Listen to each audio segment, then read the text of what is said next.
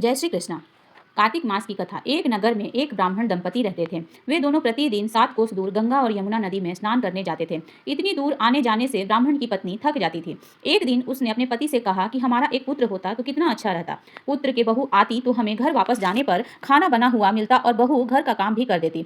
अपनी पत्नी की बात सुनकर ब्राह्मण ने कहा कि तूने बात तो सही कही है, चल मैं तेरे लिए बहू लाद देता हूँ। ब्राह्मण ने कहा कि एक पोटली में आटा डालकर कुछ मोहरे रख दे। ब्राह्मण के कहे अनुसार उसने पोटली बांध कर दे दी। पोटली लेकर ब्राह्मण चला गया। ब्राह्मण सफर के दौरान यमुना के किनारे बहुत ही सुंदर लड़कियां दिखाई दी। वे रेत में घर बनाकर खेल रही थी।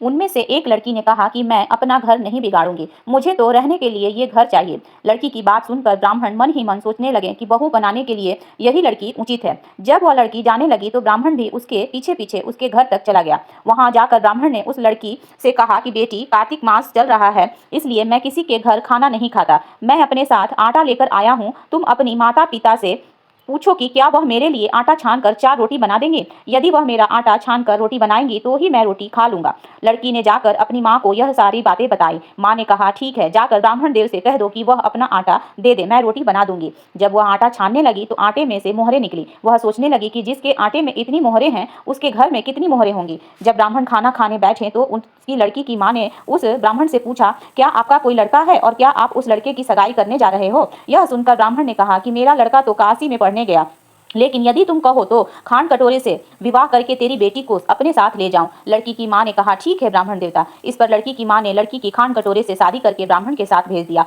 ब्राह्मण ने घर आकर कहा, रामू की मां, दरवाजा खोल कर देखो, मैं तेरे लिए बहू लेकर आया हूँ।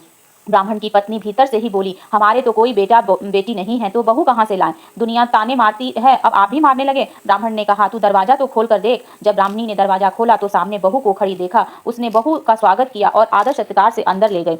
अब जब ब्राह्मण अपनी पत्नी के साथ नदी स्नान करने जाता तो पीछे से बहू घर का सारा काम करके और खाना बना कर रखती थी। वह उनके कपड़े धोती और रात को हाथ पैर भी दबाती थी। इस तरह बहुत दिन बीत गए। ब्राह्मणी ने अपनी बहू से कहा कि बहू, कभी भी चूल्हे की आग मत बुझने देना और मटके का पानी खत्म मत होने देना। परंतु एक दिन चूल्हे की आग बुझ गई। यह देखकर बहू घबरा गई और भागी भागी अपनी पड़ोसन के पास गई और कहा कि मेरे चूल्हे की आग बुझ गई है, मुझे थोड़ी आग चाहिए। मेरे सास ससुर सुबह 5 बजे से गए हुए हैं, वह थके हुए घर आएंगे, इसलिए मुझे उनके लिए खाना बनाना है। यह सुनकर पड़ोसन ने कहा कि तू बावली है, तुझे यह दोनों मिलकर पागल बना रहे हैं। इनके कोई पुत्र नहीं है, ये निसंतान है। बहू ने कहा, नहीं ऐसा मत बोलो, इनका बेटा तो बनारस काशी में पढ़ने गया हुआ है। इस पर पड़ोसन ने कहा कि यह तुझे झूठ बोलकर लाए हैं, मेरी बात सच मान, इनके कोई बेटा नहीं है। अब बहू पड़ोसन की बातों में आ गई और कहने लगे कि अब आप ही बताओ मैं क्या करूं। पड़ोसन ने कहा कि करना क्या है, जब तुम्हारे सास ससुर आए तो जली हुई रोटियां बनाकर देना और बिना नमक की दाल बनाकर देना। खीर की कलछी दाल में और दाल की कलछी खीर में डाल देना। पड़ोसन ने उसे अच्छे से सिखा पढ़ा दिया। फिर जब उससे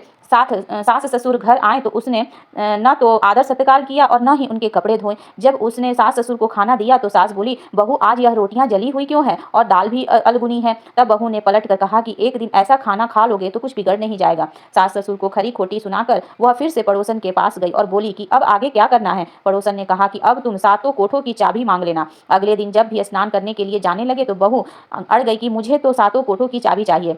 तब ससुर ने कहा कि इसे चाबी दे दो। तब सास ने बहू को चाबी दे दी। सास ससुर के जाने के बाद जब बहू ने दरवाजे खोले तो देखा कि किसी में अन्न भरा है, किसी में धन भरा है और किसी कोठे में बर्तन पड़े हैं। जब उसने सबसे ऊपर का 7वां कोठा खोला तो देखा कि शिव जी, पार्वती जी, माता गणेश जी, लक्ष्मी माता जी, पीपल पथवारी, कार्तिक के ठाकुर, राई, दामोदर, तुलसी जी का बिड़वा, गंगा, यमुना और 33 कोटि देवी देवता विराजमान है। वहीं पर एक लड़का चंदन की चौकी पर बैठा माला जप रहा है। यह सब देखकर उसने लड़के से पूछा कि तुम कौन हो। तब लड़का बोला कि मैं तेरा पति हूँ, अभी दरवाजा बंद कर दे, जब मेरे माता पिता आएंगे तब दरवाजा खोलना। यह सब देखकर बहुत बहुत खुश हुई और 16 श्रृंगार कर सुंदर वस्त्र पहनकर अपने सास ससुर का इंतजार करने लगी। उसने अपने सास ससुर के लिए अच्छे अच्छे पकवान बनाए। जब उसके सास ससुर घर पर आए तो उसने उनका आदर सत्कार किया और प्रेम पूर्वक खाना खिलाया और हाथ पैर दबाने लगी। पैर दबाते दबाते बहू ने कहा कि माँ, आप इतनी दूर गंगा यमुना स्नान करने के लिए जाती हो तो आप थक जाती हो, इसलिए आप घर पर ही स्नान क्यों नहीं करती हो। यह सुनकर सास कहने लगे कि बेटी, गंगा यमुना घर पर तो नहीं बहती।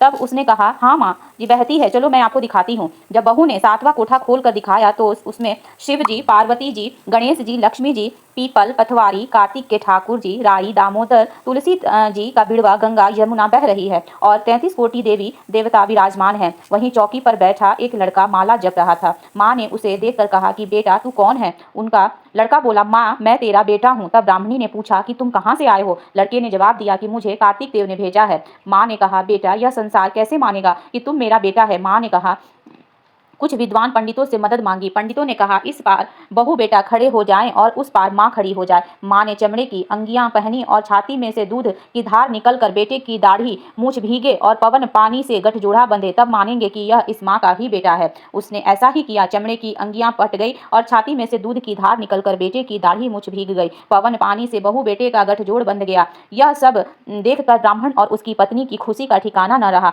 तो यह थी कार्तिक मास की कथा। हे कार्तिक के ठाकुर, जैसे ब्राह्मण और ब्राह्मणी को बहू बेटा दिया वैसे सबको देना। कार्तिक मास की कथा कहने, सुनने और हुंकारा भरने वाले सब पर कृपा बनाए रखना। प्रेम से बोलो श्री वृंदावन बिहारी लाल की जय। हर हर महादेव।